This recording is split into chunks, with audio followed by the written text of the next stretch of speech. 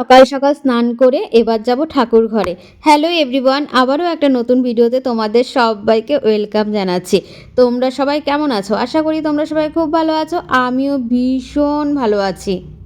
প্রথমেই ঠাকুর ঘরটাকে খুব ভালো করে ক্লিন করে নিচ্ছি। আর এইদিকে তোমাদের দাদাভাই সকাল সকাল ঘুম থেকে উঠে স্নান করে ঠাকুরকে জাগিয়ে ধূপবাতি দেখিয়ে তারপর নিজের কাজটা করে। সকাল সকাল পুজোটা দেওয়া হয়ে গেলে অনেকটা কাজ হালকা হয়, কিন্তু আমি প্রত্যেক দিন ভাবি যে আগে আগে পুজোটা দেব, কিন্তু হয়ে ওঠে না। কিন্তু একটু দেরি করে আমার পুজোটা দেওয়া হয়। এই যে এখান থেকে ঠাকুরের জল বাসন, এটা হচ্ছে আমার শাশুড়ি মা সকালবেলা উনি স্নান টান করে ঠাকুরের জলটা আর বাসনটা মেজে ওপরে দিয়ে যায়, কারণ আমি যখন স্নান টান করে পুজো দিই তখন সেই টাইমটায় জলটা থাকে না। এই কাজটা মানে করে দিলে আমার অনেকটা সুবিধে হয়, আমি যখন তখন পুজো দিতে পারি, কোনো প্রবলেম হয় না। আর এই দিকে ঠাকুরের আসন পেতে নিয়েছি, তারপর আমি এই দিকে দেখাচ্ছিলাম, এই দেখো বেলপাতাটা কত বড়। বেলপাতাগুলো আজকের বেলপাতাগুলো অনেকটাই বড়, সেটাই তোমাদেরকে আমি দেখাচ্ছিলাম। এই দিকে ফুল বেলপাতা সব কিছু গুছিয়ে নিচ্ছি। আর এইদিকে বেলপাতা তুলসী পাতার মধ্যে না একটু জল না দিলে না একদম শুকিয়ে কাটকাট মতো হয়ে যায়। আর তোমরা কিভাবে বেলপাতা আর তুলসী পাতা কিভাবে রাখো একটু কমেন্ট করে জানিও। আর তোমাদের দাদাভাই তো সকালবেলা তো ছাদে যায়, ওইখান থেকে ফুলটা নিয়ে আসে। এটা হচ্ছে ছাদের গাছের ফুল। এই দুটো ফুল হয়তো ফুটেছে, ও ওপর থেকে নিয়ে এসছে। আর এইদিকে আমি পুজোর জোগাড়টা করে নিচ্ছি। আর এই সমস্ত কাজ গুছিয়ে তারপর যে একটু ভিডিও করা, তারপর সেটা তোমাদের সঙ্গে শেয়ার করা, এটা হচ্ছে ভালো লাগা থেকে আসে। এটা হচ্ছে ভালোবাসি, কারণ হচ্ছে ভিডিও দিতে ভীষণ ভালো লাগে। এই যে রান্না বান্না করছি সেটাও একটা ছোট্ট একটা ভিডিও করলাম, এই যে আমি ঠাকুর পুজো দিচ্ছি সেটার একটা ভিডিও করলাম। এইগুলো একটা ভালো লাগা থেকে আসে। আবার সেই এইগুলো কিন্তু করতেও কিন্তু অনেক ঝামেলা, কিন্তু তারপরেও করি, বেশ ভালো লাগে। আমার কিন্তু পুজো দেওয়াটা গল্প করতে করতে কমপ্লিট হয়ে গেল।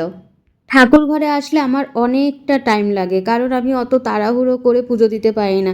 ধীরে সুস্থিরে সুন্দর করে পুজো দেবো, তাই আমার একটু অনেকটাই টাইম লাগে।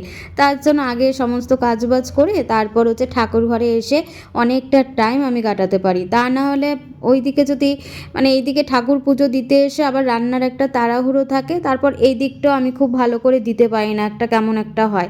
তার জন্য মানে যতটা কাজ সম্ভব করে তারপর ঠাকুর ঘরে আসি পুজো দিতে। আমাদের দাদাভাই তুলসী গাছ একটা এনে দিয়েছিল, আমি সেই তুলসী গাছটাকে বসিয়েছি, কারণ স্নান টান করে ঠাকুরের কাছে একটু তুলসী তলায় জল না দিলে ভালো লাগে না।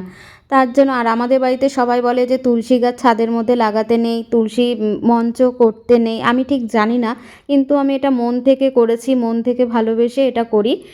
আমি ছাদের মধ্যে ইট রাখা ছিল আর একটা টাইলসের টুকরো ছিল, আমি ওই ইটগুলো পেতে টাইলসের টুকরোটা বসিয়ে আর তোমাদের যে দাদাভাই তুলসী গাছটা এনে দিয়েছে ওটা দিয়ে আমি প্রতিদিন ঠাকুরের কাছে এসে মানে ঠাকুর পুজো দিয়ে আমি এখানটায় তুলসী মাকে জল দিই, জল দিয়ে এখানে ধূপবাতি ফুল সমস্ত কিছু দেখাই। আর এটা আমি সকালে যেরকম পুজো দিই আবার সন্ধেবেলায় এসেও এই কাজটা করি। তারপর আমি একটুখানি ঠাকুরের বই পড়ে নিয়েছিলাম। এই হলো আমার আজকের সকালটা, এইভাবে কেটেছে। পুজো দেওয়া কমপ্লিট হয়ে গেল, এবার আসলাম রান্নাঘরে রান্না করতে। খুব বেশি কিছু আজকে একদমই রান্না করব না, প্রথমেই আমি চালটাকে ধুয়ে নিচ্ছি, ধুয়ে তাড়াতাড়ি বসিয়ে দেবো, কারণ পুজো দিতে দিতে অনেকটাই লেট হয়ে গেছে। আজকে তো তোমাদের দাদাভাইয়ের নেমন্তন্ন রয়েছে, বালক সেবার নেমন্তন্ন বলল। আর এর জন্য ও দুপুরবেলায় খাবে না, আমি আর ছেলে দুপুরবেলায় খাবো, তাই খুব বেশি কিছু আজকে একদমই রান্না বান্না করব না।